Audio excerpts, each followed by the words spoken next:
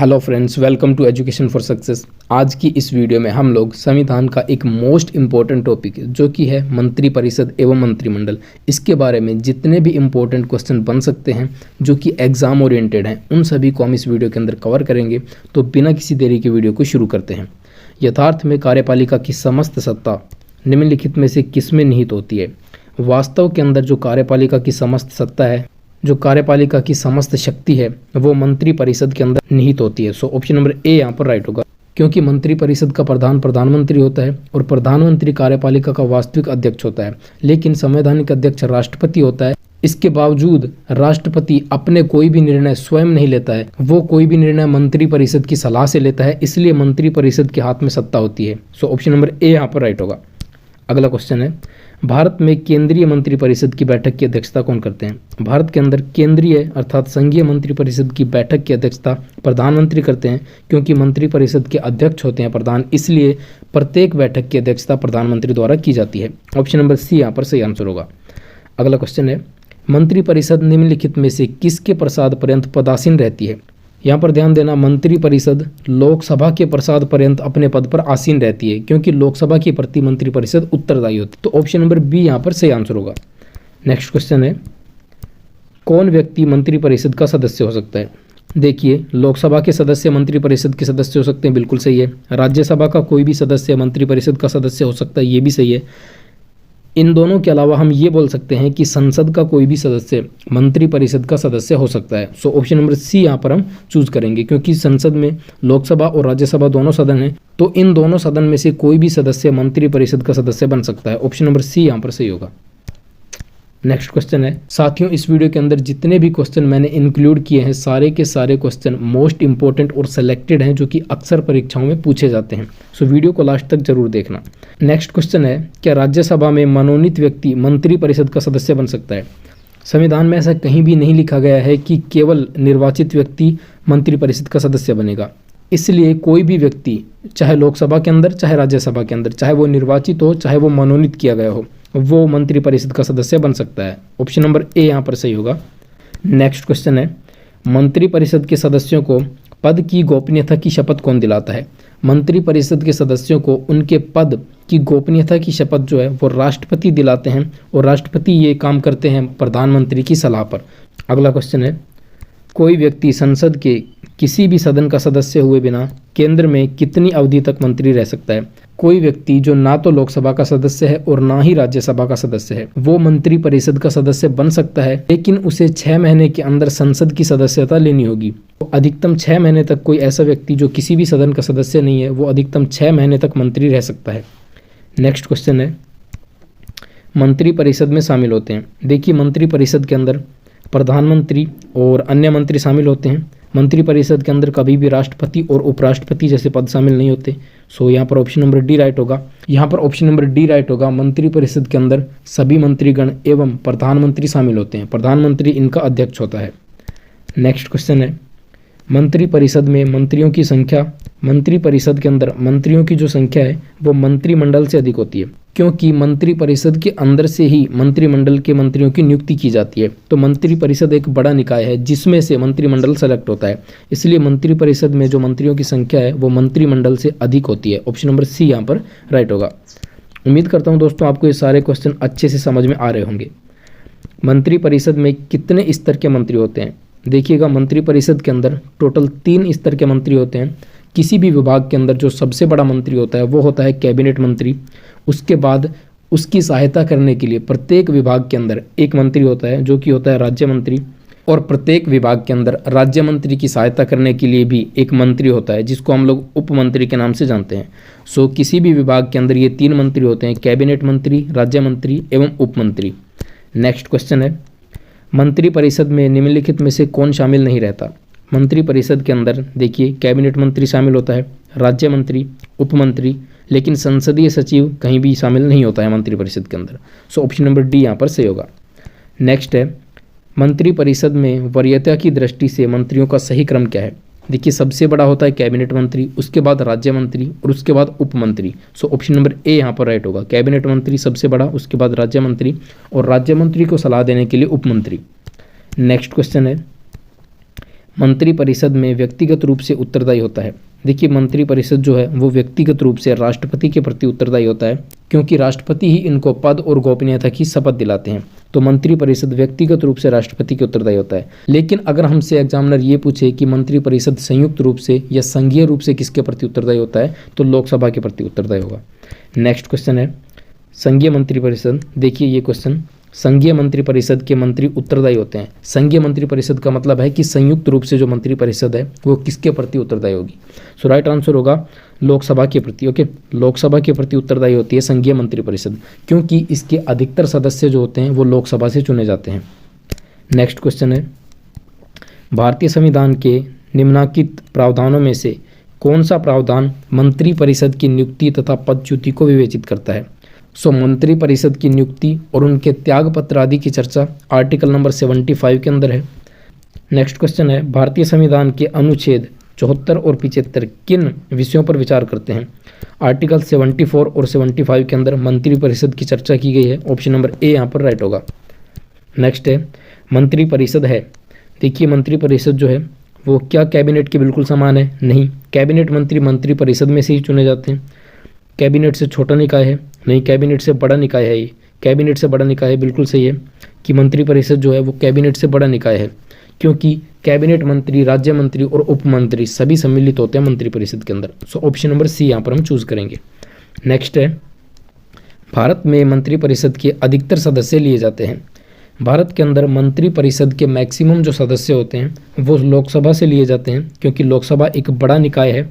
इसके अंदर total maximum सदस्यों की संख्या 552 हो सकती है, तो यहाँ से अधिकतर मंत्री लिए जाते हैं। ऑप्शन नंबर ए यहाँ पर सही होगा। अगला क्वेश्चन है मंत्रिमंडल का गठन कौन कर सकता है। मंत्रिमंडल का गठन सिर्फ और सिर्फ केंद्रीय मंत्रीगण कर सकते हैं। इसके अंदर राज्यों का कोई प्रावधान नहीं होता है। सो राइट आंसर होगा सिर्फ केंद्रीय मंत्रीगण। नेक्स्ट क्वेश्चन है केंद्र सरकार में राज्य मंत्री की क्या स्थिति है। देखिए केंद्र सरकार के अंदर राज्य मंत्री की स्थिति के बारे में बात की गई है। तो राज्य मंत्री नाम से आप ये मत सोच लेना कि प्रत्येक राज्य के अंदर एक राज्य मंत्री होता होगा। राज्य मंत्री का अर्थ है कि प्रत्येक विभाग के अंदर, जैसे कि रेलवे विभाग है, शिक्षा विभाग है, रक्षा विभाग है, तो प्रत्येक विभाग के अंदर एक सबसे बड़ा मंत्री होता है कैबिनेट मंत्री, और उसकी सहायता के लिए जो मंत्री होता है उसे हम लोग राज्य मंत्री बोलते हैं। तो देखो वह केंद्र सरकार का ऐसा मंत्री होता है जो कि मंत्रिमंडल का सदस्य नहीं है। सो ऑप्शन नंबर डी यहाँ पर सही होगा। अगला क्वेश्चन है स्वतंत्रता के पश्चात मंत्री परिषद के खिलाफ पहला अविश्वास प्रस्ताव कब लाया गया। स्वतंत्रता के बाद जो मंत्री परिषद गठित की गई थी उसमें पहला जो अविश्वास प्रस्ताव है वो सन 1963 के अंदर लाया गया था। ऑप्शन नंबर सी होगा राइट आंसर। चलिए दोस्तों अगला प्रश्न देखते हैं। नेक्स्ट क्वेश्चन ये है कि यथार्थतः मंत्री परिषद तब तक पद पर बना रहेगा जब तक कि उसे किसका विश्वास प्राप्त हो। मंत्री परिषद लोकसभा के प्रति उत्तरदायी होता है। सो इसका राइट आंसर होगा जो मंत्री परिषद है वो लोकसभा के प्रति उत्तरदायी होता है। नेक्स्ट क्वेश्चन है मंत्री परिषद के वित्तीय कार्यों में शामिल है। मंत्री परिषद के अंदर जो मंत्री होते हैं उनके वित्तीय कार्यों में ये शामिल है कि वो बजट तैयार करके संसद में पेश करते हैं। ये काम मंत्री परिषद के वित्तीय कार्यों के अंदर शामिल है। नेक्स्ट क्वेश्चन है यदि कोई मंत्री राज्यसभा का सदस्य है तो क्या वह लोकसभा में अपना वक्तव्य दे सकता है।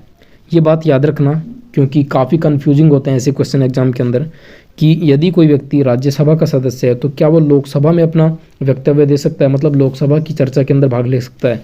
तो इसका आंसर होगा ऑप्शन नंबर ए। हाँ, क्योंकि कोई भी व्यक्ति जो राज्यसभा का सदस्य है वो लोकसभा के अंदर, या फिर कोई भी व्यक्ति जो लोकसभा का सदस्य है वो राज्यसभा की डिबेट के अंदर अपना वक्तव्य यानी कि अपना ओपिनियन दे सकता है किसी भी मुद्दे पर। लेकिन जब बात आएगी वोटिंग करने की तो प्रत्येक सदन का सदस्य अपने सदन के अंदर जाकर वोटिंग करेगा। नेक्स्ट क्वेश्चन है निम्नलिखित में से किस परिस्थिति में मंत्री परिषद विघटित नहीं हो सकती।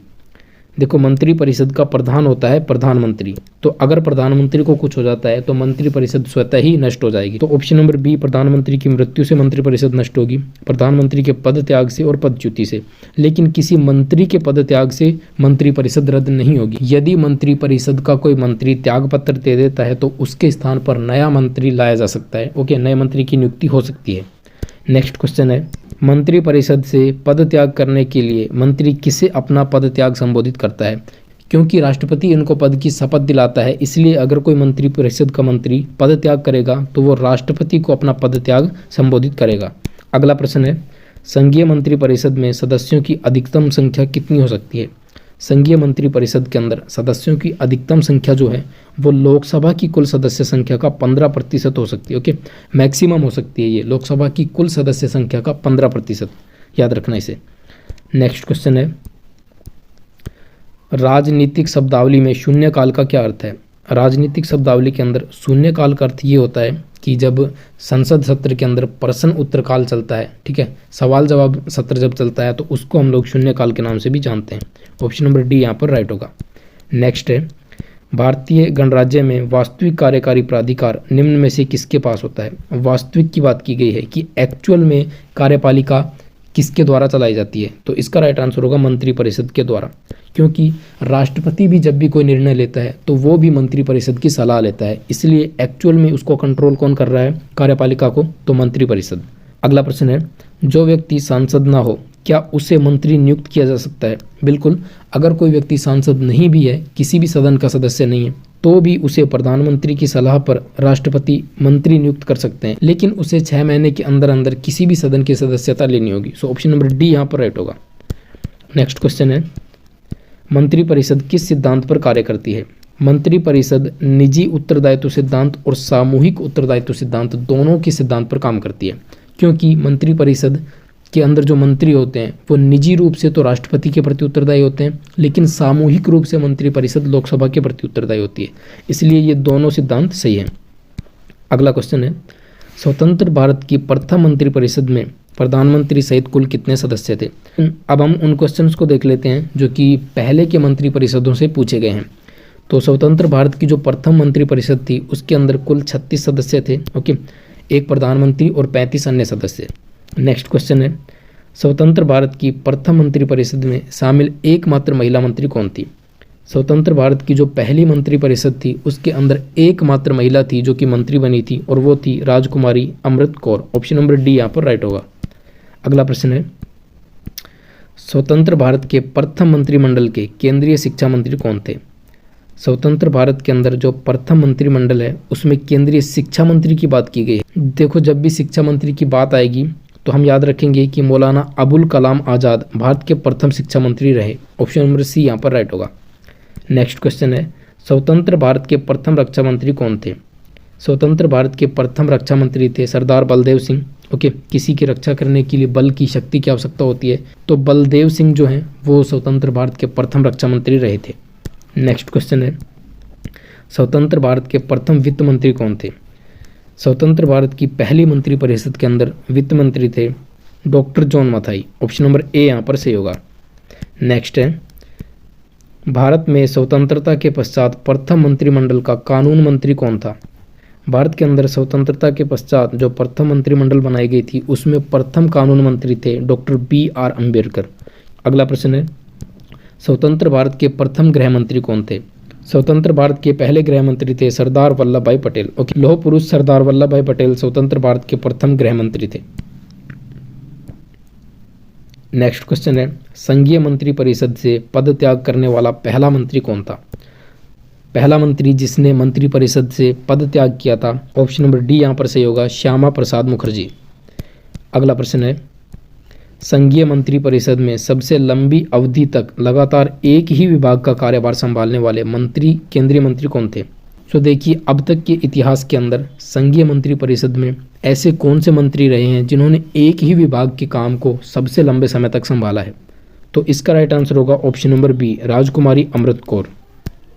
नेक्स्ट क्वेश्चन है, निम्नलिखित में से कौन संघीय मंत्रिपरिषद में किसी न किसी विभाग के मंत्री 28 वर्ष से अधिक समय तक, अर्थात ऐसे कौन से मंत्री हैं जो कि 28 वर्ष तक मंत्रिपरिषद के अंदर मंत्री रहे अलग अलग विभागों के अंदर, लेकिन बीच में केवल 2.5 वर्ष का गैप था, अन्यथा वो 28 वर्षों तक मंत्री रहे? सो इसका राइट आंसर होगा Jagjivan Ram. Option number C यहाँ पर राइट होगा। अगला क्वेश्चन है, नेक्स्ट क्वेश्चन है, सबसे कम अवधि मात्र 5 दिन तक केंद्रीय मंत्री कौन रहे थे? सबसे कम अवधि तक मंत्री रहने का रिकॉर्ड HR खन्ना के नाम है। ऑप्शन नंबर बी यहाँ पर सही होगा। निम्नलिखित में से किसका भारत के संविधान में स्पष्ट उल्लेख नहीं है लेकिन परिपाटी के रूप में पालन किया जाता है? मंत्रिपरिषद में भारत के सभी भागों का प्रतिनिधित्व, अर्थात मंत्रिपरिषद के अंदर भारत के सभी भागों से मंत्री आने चाहिए, सभी एरिया से मंत्री आने चाहिए। इसका संविधान में तो कहीं भी जिक्र नहीं है, लेकिन इसको परिपाटी के रूप में चिन्हित किया गया है। नेक्स्ट है, केंद्रीय सरकार के संदर्भ में निम्न कथनों पर विचार कीजिए। तो देखिए कथन कौन से हैं कि भारत के संविधान में उपलब्ध है कि समस्त कैबिनेट मंत्री अनिवार्य रूप से केवल लोकसभा के आसीन सदस्य होंगे। ये गलत है कि कोई भी कैबिनेट मंत्री है वो लोकसभा या राज्यसभा किसी भी सदन का सदस्य हो सकता है। केंद्रीय कैबिनेट सचिवालय संसदीय कार्य मंत्रालय के निदेशाधीन कार्य करता है।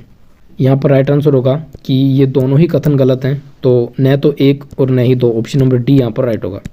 नेक्स्ट क्वेश्चन है, केंद्रीय सरकार के संदर्भ में निम्न कथनों पर विचार कीजिए। देखते हैं क्या कथन है। 15 अगस्त 1947 को केंद्र में मंत्रालयों की संख्या 18 थी। वर्तमान में केंद्र में मंत्रालयों की संख्या 36 है। केवल ऑप्शन नंबर ए यहाँ पर सही होगा। ओके, 15 अगस्त 1947 को मंत्रालयों की संख्या 18 थी। नेक्स्ट है, संघ सरकार के संदर्भ में निम्न कथनों पर विचार कीजिए। संघ सरकार के संदर्भ में तो देखिए, कैबिनेट सचिव की सलाह पर प्रधानमंत्री द्वारा भारत सरकार के मंत्रालय या विभागों का सृजन किया जाता है। नहीं, ऐसा नहीं है। प्रधानमंत्री स्वयं इस बात का निर्णय करते हैं कि कौन सा मंत्रालय या कौन सा विभाग किस मंत्री को दिया जाए, तो ये कथन गलत है। हर एक मंत्रालय को प्रधानमंत्री की सलाह पर भारत के राष्ट्रपति द्वारा किसी मंत्री को प्रदान किया जाता है। हाँ, ये बात सही है कि प्रधानमंत्री की सलाह पर भारत के राष्ट्रपति द्वारा मंत्रियों को मंत्रालय सौंपे जाते हैं। सो ऑप्शन नंबर सेकंड यहाँ पर सही होगा। सो यहाँ पर ऑप्शन नंबर बी राइट होगा कि कथन नंबर 2 सही है। नेक्स्ट क्वेश्चन है, निम्नलिखित में से कौन सा एक प्रस्ताव भारत में मंत्री परिषद में रख सकता है? अविश्वास प्रस्ताव, भर्त्सना प्रस्ताव, स्थगन प्रस्ताव, विश्वास प्रस्ताव। तो मंत्री परिषद द्वारा विश्वास प्रस्ताव को रखा जा सकता है। ऑप्शन नंबर डी यहाँ पर सही होगा। नेक्स्ट है, निम्नलिखित में से कौन सा भारत में प्रशासन पर विधायी नियंत्रण का एक साधन नहीं है? विधायी नियंत्रण के साधन की बात करें तो संसद का जो विघटन है ये विधायी नियंत्रण का एक संसाधन नहीं है। दोस्तों, आई होप कि आपको ये सारे क्वेश्चन अच्छे से समझ में आए होंगे। अगर ऐसा है तो आप वीडियो को लाइक और शेयर जरूर करें। पॉलिटी की अन्य वीडियोज़ के लिए आप प्लेलिस्ट के अंदर जाकर वीडियोज़ को देख सकते हैं जो पहले की वीडियोज़ अपलोड की गई थी। और आने वाली लेटेस्ट वीडियोज़ के अपडेट्स पाने के लिए चैनल को सब्सक्राइब करके नोटिफिकेशन बेल को ऑन कर लें। आज के लिए इतना ही, मिलेंगे नेक्स्ट वीडियो में। तब तक के लिए वंदे मातरम, जय हिंद एंड बाय।